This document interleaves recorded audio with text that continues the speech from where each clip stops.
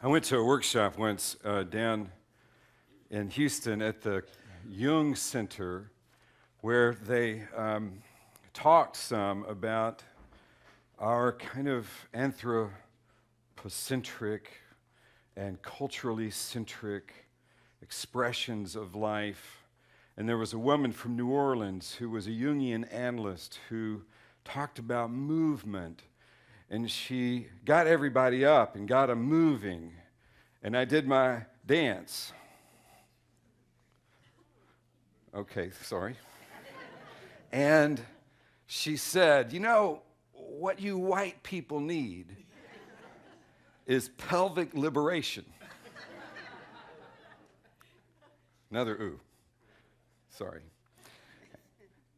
The experience of us as human beings is one of living in a body, and the body has its natural rhythms to it, and then we adapt and adopt the rhythms of a culture that help define what we do with our bodies. And over the past few weeks, we've been focusing on Samuel Bois' understanding of the human being, represented by this model of 7 different components that make up human consciousness. And what I love about Bois' model is he suggests that these 7 different components are all linked up inside of us, and that they interact with each other and impact each other. And what that would say to the idea of movement is that if you have been trained in a culture to only move like this, then you've also been trained in a culture to only feel like this. If you get trained to and raised in a culture to let your body move like this, you're also trained and raised in a culture to emotionally feel like this. So I could quit now. I've probably made my major point. But never cut short the possibility of saying more about something as central to the human consciousness as the idea that you and I have patterns, rituals, scripts that involve not just the way we feel, but the way we move. And the way we move and the way we feel impact the rituals and scripts about how we think. It's all linked up. So in a spiritual perspective, if you want to talk about the kind of ideas that Jesus was inviting us to think about in terms of transformation, and in the passage we read today, he talks about this temple being thrown down and transformation coming. In the Isaiah passage, there is God saying through the prophet, I'm going to create a new creation. It's happening every day. It's happening every day that creation is transforming. We are that creation, but we cling and we hold and we live out these little patterns. And it's just our automated way of experiencing life. Want to open yourself up to more of how the spirit of creation might move through you? Then consider the possibility that some of the stuck patterns that you have in your life are all linked up. Even the way you think about God, even the way you think about life and the meaning of life is impacted by these little rituals that we have around how we move. What are the limits to your freedom of movement? I have a friend up in Baltimore who's learning how to walk again. Not that she doesn't walk just fine, but she began to recognize that the pattern of the way she walks had a ritual to it that also carried a certain emotional dynamic. For instance, have you ever noticed somebody walking like this?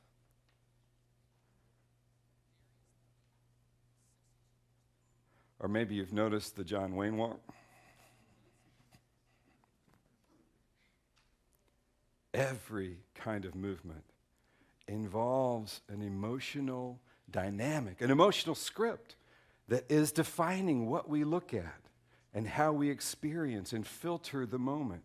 That's what Bois' model suggests, This is called the semantic filter. The way you're making meaning out of the world is filtered through these little patterns that you have around movement and thinking and feeling. Next week, we'll finish out this model, and we'll talk about the last one, which is the electrochemical. He talks about that being a part of the pattern nature of our experience and filters. I'm not sure what we're going to talk about. We may pass out some Kool-Aid. I don't know what we're going to do. But there'll be something electrochemical involved. But today, as we think about how movement is a part of this whole filtering system, I want you to consider asking yourself, how do you know how to move? Where did you learn how to move? Once I used to do a lot of work with this. This is 20 years ago. I got involved in taking a look at some of these ideas. And I got involved in a thing that was developed by a woman named Gaby Roth, and she did a program. She had written a book, and there was a whole bunch of people around the country who were doing workshops on what she called Sweat Your Prayers. And it was all about movement and breaking up the rituals to movement. She broke down all human movement into 5 rhythms. She said all these 5 rhythms have corresponding emotional states. I now work from a model that says there are basically kind of 9 rhythms biologically to the way we experience emotion. But she had 5, and she said it basically worked like this. You could analyze any movement by these 5 kinds of movements. There was flow, which you can imagine is kind of like this. It's very kind of Tai Chi-like. Some of you are very flowy. And then there's staccato. Some of you are very staccato. And you can imagine the difference in the emotional states of people whose rhythms, movement-wise, tend to be more staccato from those who are more flowy. And then she said there's lyrical. Now, lyrical is kind of playful. And I'm really reticent to expressing and showing lyrical because this is going to be videotaped and sent out. And it will forever be archived of me dancing lyrically in front of you. But I'm going to do it anyway. This is lyrical, right? Okay. Imagine the emotional state of lyrical. What's the expression? Some of you are lyrical people. And then there is chaos. In Gabrielle Roth's version, there was this chaos, you know. And that has an emotional component, an emotional pattern to it. And finally, the 5th was stillness. Stillness. Some of you are really good at that. We kind of get trained to be good at that in this culture. No one wants a child to practice chaos. And often in our culture, if we see children practicing lyrical, we say, okay, you calm that down. It's a little too playful. Get serious. We're much more about stillness. And if you're going to move, try to flow a little bit. And if you have to, be staccato. But don't be doing a lot of this. Once, I was doing this workshop down in Round Top for a bunch of United Methodist women. They had, for some reason, asked me, a guy, to come do a workshop for 150 women who were all meeting together for a weekend, and they had me there, and I presented some things. And then I got to this part of looking at kind of the ritual nature of our movement, and I said, let's go outside, and we'll just play with some of this. We'll have some fun with it. So we all went outside. We got 150 women out in this big open field, beautiful lawn, this wonderful day, beautiful October day. It was like 60 degrees, 65 degrees, and just sunny sky, clear blue sky.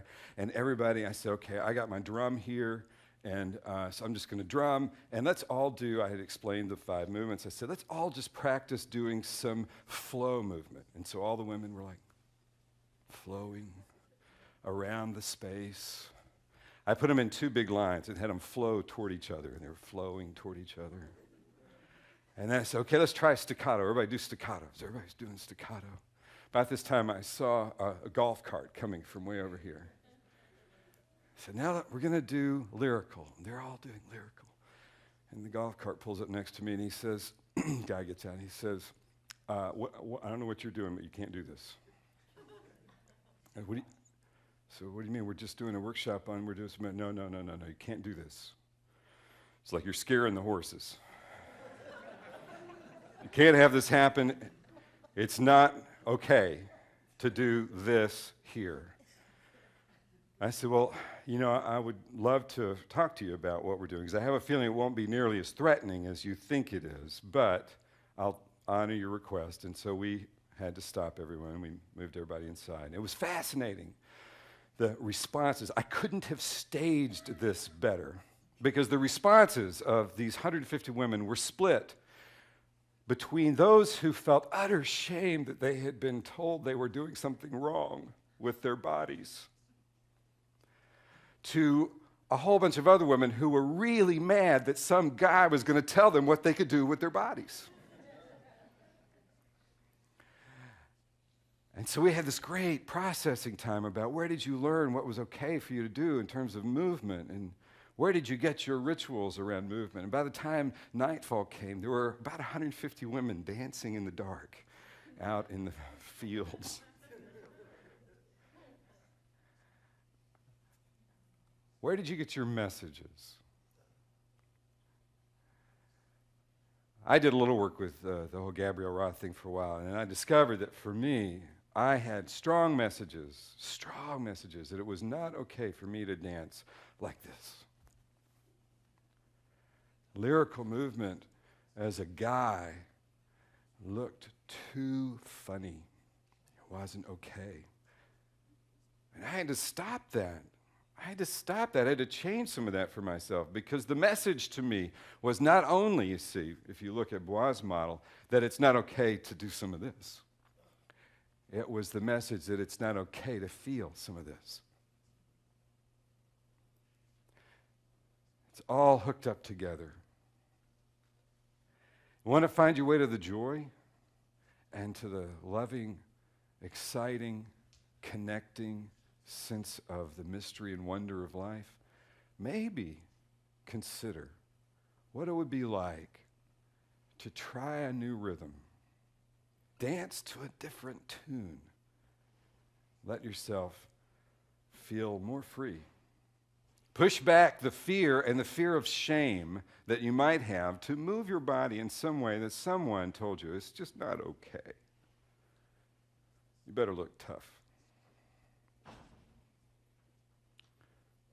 Consider the possibility that freeing up that which is most open to the movement of the spirit of creation in your life might have to do with freeing up something about the pattern to your movement. And just like the movie that Tom found, that way, way back movie, what we sometimes need are those people around us to encourage us and invite us into the dance.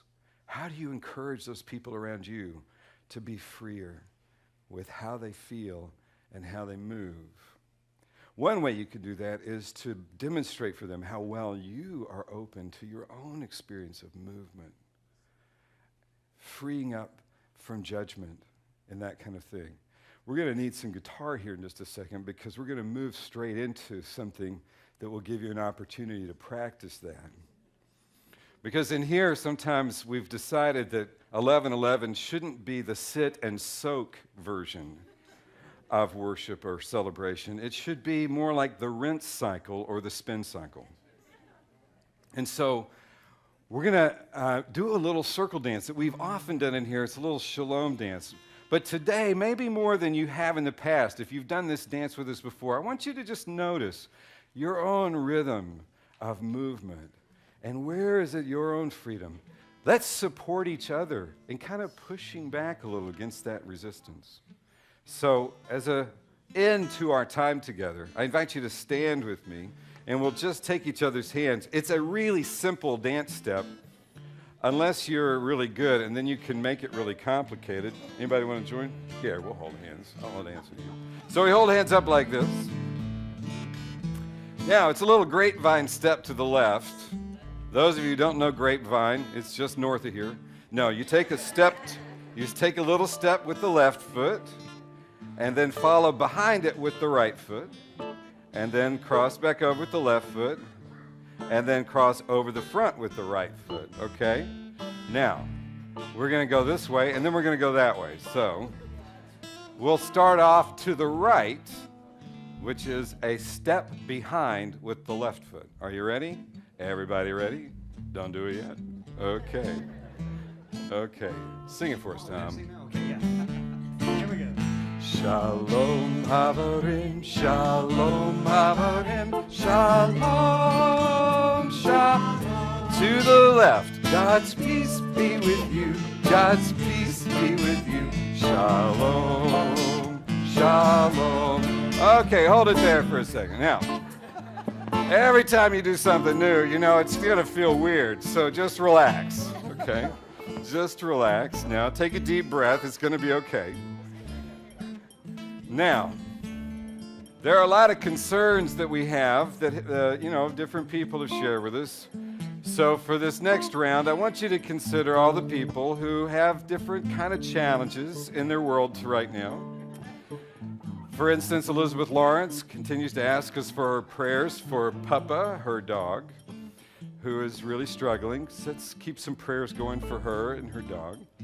I also want to remember all of those who are in the hospital, all of those in our lives who we know are struggling with different things. Sing the song to them today. To the right. Here we go. Shalom Havarim, Shalom Havarim, Shalom, Shalom. To the left, God's peace be with you, God's peace be with you, Shalom, Shalom. To the right, Shalom Havarim, Shalom Havarim, Shalom, Shalom. God's peace be with you, God's peace be with you, Shalom, Shalom. All right, so we're going to do this a couple of more times. And those of you who are back there, keep going left, keep going right. Do it just like we just did it. If you mess up, it's okay. Those of us in the middle, we're just going to go round and round to the left till we get dizzy. Okay, so. Maybe we'll pick up the tempo. Yeah, I think so. And another quick announcement. We actually are starting to promote on December 21st. We will have Peter Mayer here. Make sure you're making reservations for that because we do have limited space. It's going to be a great time. And if you haven't done your offering yet, which I think we forgot to do, we haven't yet. Once again, first song yet, we once again forgot the offering. We're dancing around, and as we're all we invite you to bring your offerings to the altar after we finish dancing, and after we say the benediction, really. So, but bring your offerings. We'll play music to you. Okay. Thanks. To the left, here we go. Shalom Havarim, Shalom Havarim, Shalom, Shalom. Keep going. God's peace be with you, God's peace be with you, Shalom, Shalom.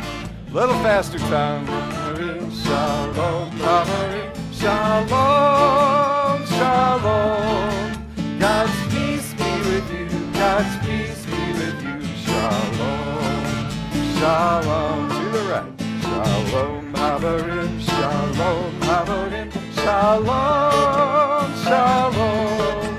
God's peace be with you, God's peace be with you, Shalom, Shalom. One more time.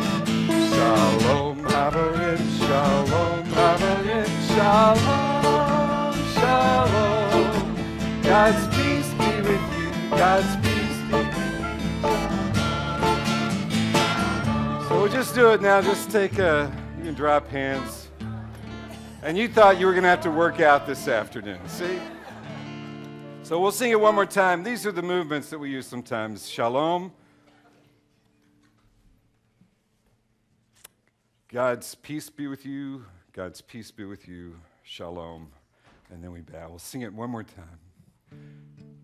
Shalom Havarim, Shalom Havarim, Shalom, Shalom. God's peace be with you, God's peace be with you, Shalom, Shalom. Godspeed.